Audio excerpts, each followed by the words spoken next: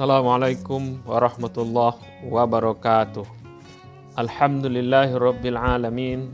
Salatu wassalamu ala rasulillahi ajma'in. Allahumma la ilma lana illa ma 'allamtana.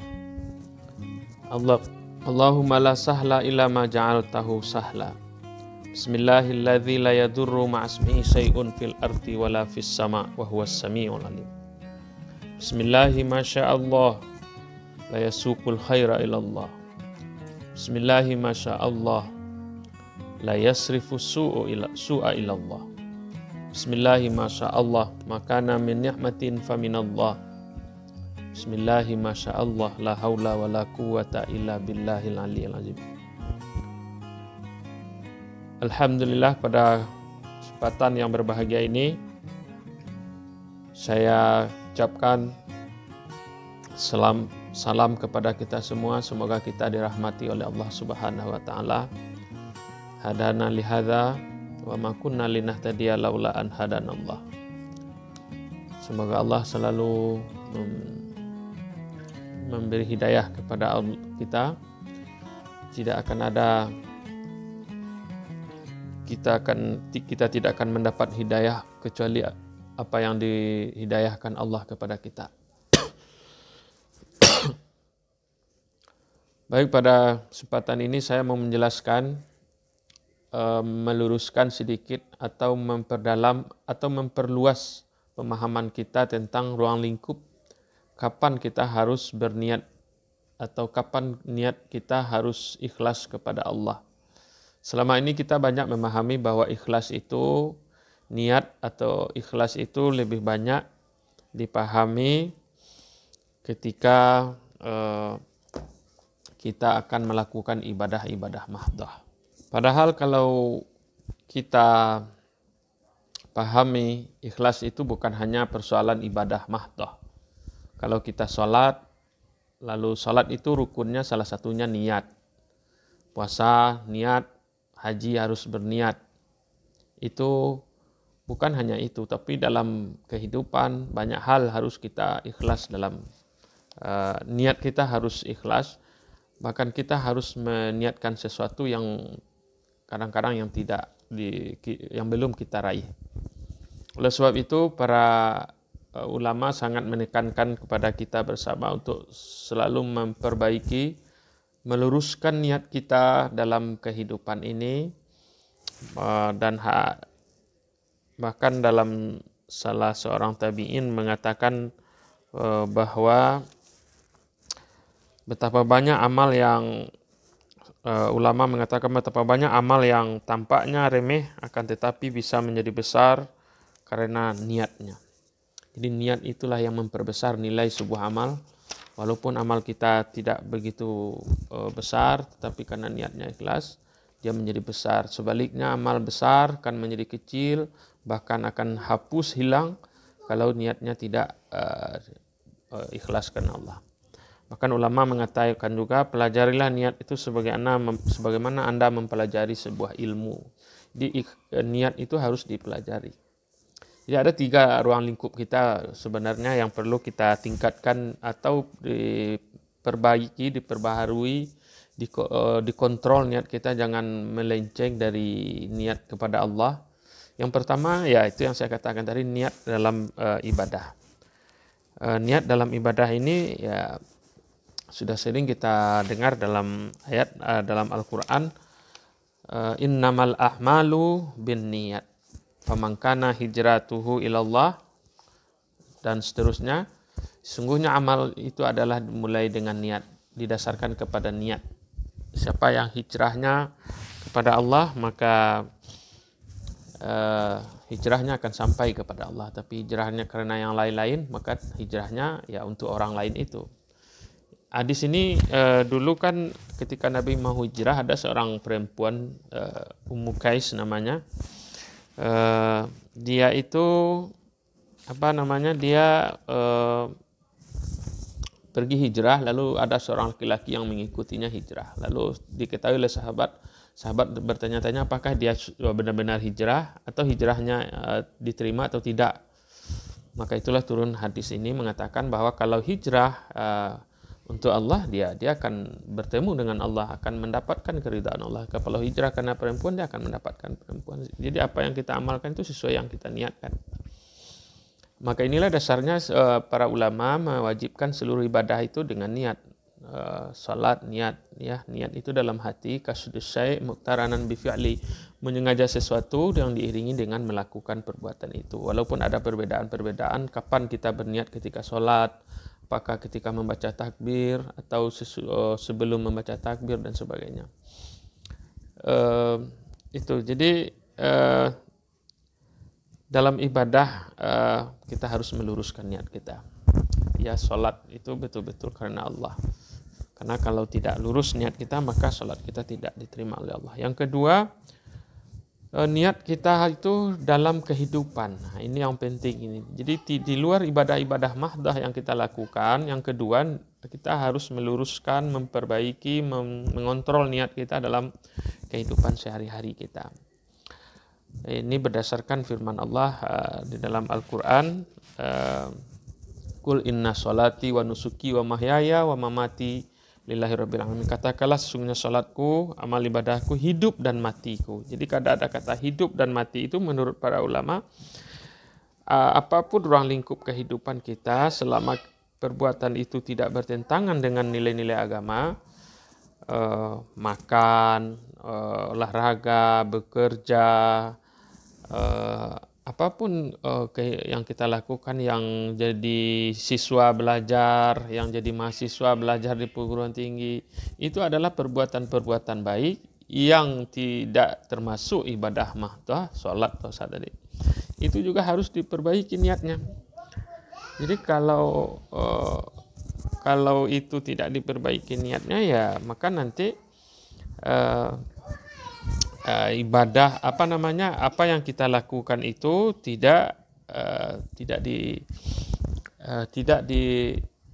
diberi rahmat oleh Allah, tidak mengandung unsur rahmat, unsur kebaikan. Jadi apa yang kita lakukan itu ya sekedar melakukan, kalau pergi belajar mencari ilmu, dapat ilmu jadi ini jadi itu. Padahal dalam ajaran agama kita belajar itu harus ikhlas karena Allah niatkan untuk menambah ilmu supaya meningkatkan ibadah kita kepada Allah.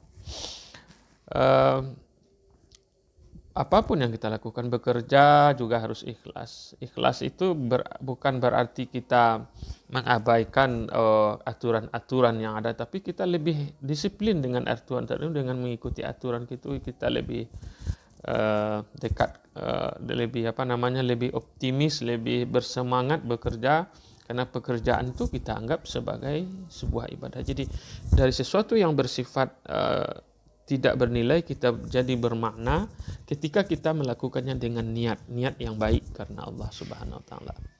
Jadi wa mahyaya wa mamati, hidup dan mati lillah, hanya untuk Allah itu. Jadi dalam Al-Qur'an juga dikatakan wa ma khalaqtul jinna wal insa illa liya'budun. Tidak aku ciptakan jin dan manusia melainkan hanya untuk menyembahku. Jadi hidup kita ini orientasi akhirnya pasti kepada Tuhan. Mana perbuatan yang kita lakukan yang tidak berorientasi dengan Tuhan, itu bedanya kita orang beriman ya. Apa? Mencari harta. Harta itu ujungnya bukan hanya sekedar harta, tapi pasti untuk kebajikan, untuk mendekatkan diri kepada Tuhan. Kita beri kesehatan untuk beribadah. Kita diberi anak itu amanah, dan amanah itu harus dijaga, dan niat kita adalah untuk beribadah kepada Allah. Apapun jabatan itu kita niatkan untuk beribadah, itu harus kita niatkan, diperbaiki niatnya. Jangan kita terjebak dengan hal-hal yang di luar itu. Boleh kita umpamanya bekerja keras, meraih prestasi pekerjaan lebih baik, tapi pekerjaan itu dilakukan dengan tulus dan ikhlas karena Allah. Itulah yang dilakukan oleh para ulama sebelum sebelum kita. Mereka kalau melakukan sebuah pekerjaan, mereka berpikir dulu, ini saya sudah niatnya baik atau enggak. Jadi yang kedua itu, kita ruang lingkup niat itu niat dalam sesuatu yang menjadi kebiasaan saja bagi kita, tapi dia akan bernilai ibadah kalau kita niatkan karena Allah. Jadi apapun yang kita lakukan selama perbuatan itu ada manfaat untuk diri kita dan orang lain, lalu kita support dengan niat yang ikhlas, maka dia akan bernilai berharga di sisi Allah. Tapi sebaliknya apapun perbuatan yang kita lakukan hanya semata-mata untuk tujuan dunia, maka kita akan hanya mendapatkan itu untuk dunia. Itu yang kedua. Jadi yang kedua itu ruang lingkup niat-niat dalam melakukan satu perbuatan yang tidak bersifat ibadah madah, tapi bersifat kebiasaan-kebiasaan, tradisi-tradisi yang tidak bertentangan dengan agama. Nah, itu juga harus kita berniat karena Allah. Yang ketiga adalah ini yang ketiga yang perlu penting juga kita renungkan bersama, yaitu niat ikhlas untuk sesuatu yang belum kita raih. Kita bercita-cita melakukan sesuatu kebajikan. Itu perlu diniatkan terus. Jadi niat kita itu diperbanyak untuk beribadah kepada Allah. Nah, itu yang perlu direnungkan, karena Nabi juga mengatakan dalam sebuah hadis yang artinya adalah barang siapa yang memohon kepada Allah, dia memohon kepada Allah di mati syahid. Jadi ya Allah, matikan saya dalam mati syahid dengan tulus, dengan ikhlas.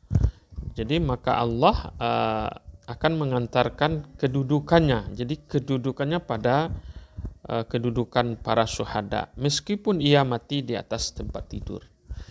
Ini sebuah hadis yang perlu jadi renungan, hadis Bukhari Muslim. Jadi kalau orang berniat, berharap, berdoa kepada Allah, ya Allah matikan saya dalam keadaan syahid dengan ikhlas, betul-betul dia ingin mati dalam keadaan syahid, maka kata Nabi, orang itu sekalipun dia mati di atas kasur, tidak apa, tapi niatnya itu bisa membuat dia berada di kedudukan syuhada. Di hadis lain juga, barang siapa yang hendak tidur sambil berniat akan melakukan sholat malam atau sholat tahajud, jadi dia berniat, ya Allah saya nanti akan sholat tahajud, ya Allah. Nah, kalau begitu, kemudian tertidur hingga pagi hari, maka dengan sekedar niatnya itu, dia tidak dicatat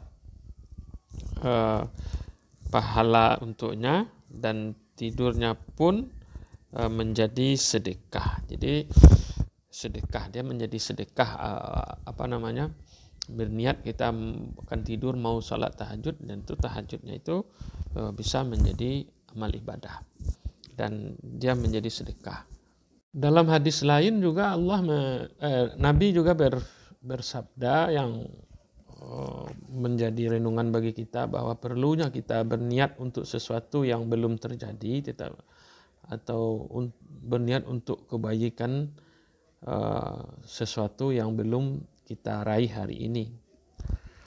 Nabi Muhammad SAW, dunia ini diperuntukkan bagi 4 golongan. Pertama adalah hamba yang dikarunia rezeki oleh Allah, harta dan ilmu, lalu dia bertakwa kepada Tuhannya. Dia diberi harta, ilmu, lalu dia bertakwa kepada Tuhannya. Lalu dia bersilaturahmi kepada kerabatnya dan mengetahui bahwa dirinya itu memiliki kewajiban kepada Allah. Dan inilah kedudukan yang paling mulia. Jadi di dunia ini orang yang paling mulia itu dia diberi ilmu, harta, dan dia bertakwa kepada Allah, dan dia tahu kewajibannya kepada Allah. Yang kedua adalah hamba yang dikaruniai ilmu oleh Allah. Dia memiliki ilmu dan mencintai agamanya, tetapi Allah tidak memberinya rezeki, ya, dan dia jujur niatnya, lalu dia berkata, seandainya saya benar-benar memiliki harta, maka saya akan melakukan perbuatan yang dilakukan oleh orang itu. Dia berniat seperti orang tadi. Dia akan, kalau saya dapat harta, akan melakukan kebajikan. Ya, saya kalau banyak harta saya mendirikan pesantren. Saya kalau banyak harta saya akan itu saja, itu sudah menjadi ibadah. Jadi dan dia tetap dalam niatnya, maka apa maka kedua orang tersebut akan mendapat pahala yang sama-sama mendapatkan pahala itu. Orang berilmu tadi walaupun dia tidak diberi harta lalu dia berniat mensedekahkan hartanya, maka dia akan mendapatkan pahala dari Allah. Jadi perlu menjadi renungan, pemahaman yang lebih luas kita agar hidup kita lebih ikhlas. Jadi tidak hanya ibadah madah, ya pasti itu sudah kita bahas di video yang lain. Apa dahsyatnya kita beribadah kalau dengan ikhlas, dan bahayanya kalau kita tidak ikhlas. Kemudian berniat kita dalam melakukan kebiasaan-kebiasaan harian yang tidak bertentangan, makan, minum, olahraga, belajar, mengajar, bekerja, apapun, pergi jalan-jalan, ya niatnya apa? Itulah yang menentukan nilai sebuah perbuatan kita itu. Kemudian yang ketiga adalah berniat kita melakukan sesuatu yang belum kita miliki. Kalau saya memiliki ini, insya Allah saya akan begini. Tidak apa, perbanyak niatnya untuk kebaikan. Jangan niatnya untuk dunia. Saya kalau punya duit nanti akan pergi ke Eropa, boleh juga. Tapi itu tidak dianjurkan dalam agama. Ya. Karena itu orientasinya adalah duniawi, bukan orientasinya itu tidak mengandung kebajikan. Seharusnya kita berniat itu kalau punya harta, punya kesehatan, insyaallah saya akan mengabdi untuk masyarakat dan seterusnya. Inilah yang perlu kita renungkan bersama. Terima kasih. Assalamualaikum warahmatullahi wabarakatuh.